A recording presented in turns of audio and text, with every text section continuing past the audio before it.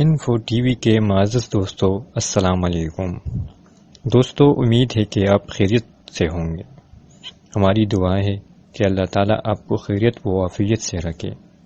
ناظرین، آج کی ویڈیو میں ہم آپ کو بتائیں گے کہ بچہ یا بچی کیوں پیدا ہوتے ہیں، سائنس جو کہتی ہے وہ ٹھیک ہے یا نہیں، مذہب اس حوالے سے کیا کہتا ہے۔ ہمارے ہاں بیٹیاں پیدا ہو جائے تو اس کا قصوروار عورتوں کو دیتے ہیں۔ ہم سمجھتے ہیں کہ عورتیں مجرم ہیں، یہ منحوس ہے، ان کی وجہ سے بچیاں پیدا ہوتی ہیں۔ دیہاتوں میں یہ تصور عام ہو چکا ہے، کسی عورت کے ہاں زیادہ بچیاں پیدا ہو جائے تو اس کو اچھا نہیں سمجھا جاتا۔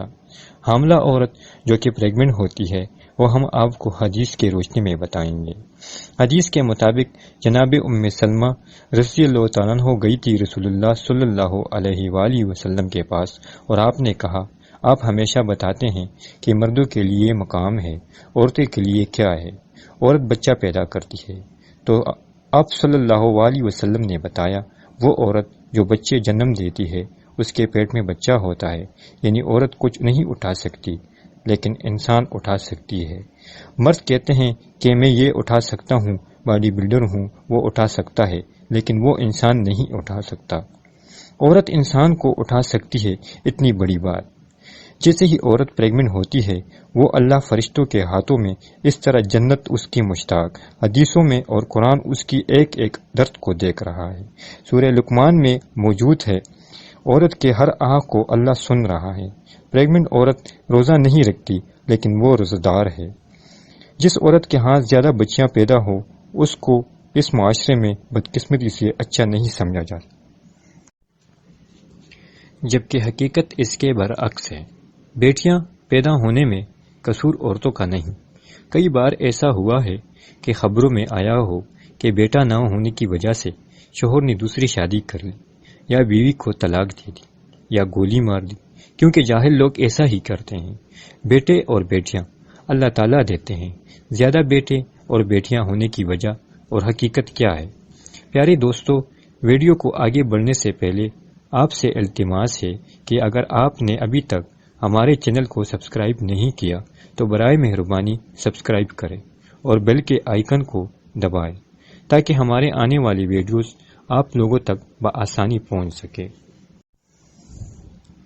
پیارے دوستو، قرآن پاک میں ارشاد ہے کہ اللہ تعالیٰ جسے چاہے بیٹے دے دے، جسے چاہے بیٹیاں دے دے، اور اگر چاہے تو کچھ بھی نہ لے۔ یہ خدائی امر ہے، انسان کا اختیار نہیں۔ وہ چاہے تو آدم علیہ السلام کو بغیر ماں باپ کے پیدا کرے، اور چاہے تو ام حوا کو آدم علیہ السلام کی تسلی سے پیدا کرے۔ وہ چاہے تو حضرت عیسیٰ علیہ السلام کو بغیر باپ کے پیدا کرے، اور چاہے تو ابراہیم علیہ السلام کو بڑھاپے میں اولاد دے دے۔ یہ سارے کام اللہ تعالیٰ کے ہیں، انسان اس میں کچھ نہیں کر سکتا۔ ہمیں بیٹیوں پر ناراض نہیں ہونا چاہیے۔ ناظرین، حضرت عبداللہ بن سلام کو جب رسول اکرم صلی اللہ علیہ وسلم کی مدینہ آنے کی خبر ملی تو وہ آپ کی خدمت میں آئے اور کہا، میں آپ سے 3 چیزوں کے بارے میں سوال پوچھوں گا جنہیں نبی صلی اللہ علیہ وسلم کے علاوہ کوئی نہیں جانتا، اس لیے کہ ان 3 سوالات کا جواب آپ صلی اللہ علیہ وآلہ وسلم کے علاوہ کوئی نہیں جانتا۔ حضرت عبداللہ بن سلام یہودی تھے اور یہودوں کے عالم تھے۔ انہوں نے جب رسول اللہ صلی اللہ علیہ وآلہ وسلم کی آمد کی خبر سنتے ہی آ گئے۔ پہلا سوال یہ کہا کہ قیامت کی سب سے پہلی علامت کیا ہے؟ دوسری، وہ کون سا کھانا ہے جو سب سے پہلے جنتیوں کو کھانے کے لیے دیا جائے گا؟ تیسرا سوال یہ کیا کہ کس چیز کی وجہ سے بچہ اپنے باپ کے شابہ ہوتا ہے؟ حضور صلی اللہ علیہ وآلہ وسلم نے فرمایا، جبرائیل علیہ السلام ابھی آئے اور انہوں نے مجھ سے آ کر اس کی خبر دے دی۔ پہلا جواب یہ دیا کہ قیامت کی سب سے پہلی علامت یہ ہے کہ وہ آگ کی صورت میں ظاہر ہوں گے جو لوگ کو مشرق سے مغرب کی طرف بھاگ کر لے جائیں گے۔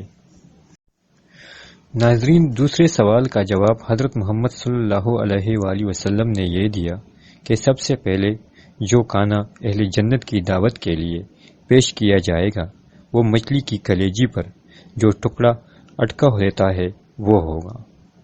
تیسرے سوال کا جواب دیتے ہوئے فرمایا، بچے کی مشابہت کا یہاں تک تعلق ہے جب مرد عورت کے قریب جاتا ہے اس وقت اگر مرد کی منی پہلی کر جاتا ہے تو بچہ اس کی شکل و صورت پر ہوتا ہے اور نر یعنی میل ہوتا ہے۔ اگر عورت کی منی پہل کر جاتی ہے تو پھر بچہ عورت کی شکل و صورت پر ہوتی ہے اور لڑکی پیدا ہوتی ہے۔ ناظرین، مزید اس طرح کے ویڈیوز کے لیے ہمارے چینل انفو ٹی وی کو ضرور سبسکرائب کریں۔ اللہ حافظ۔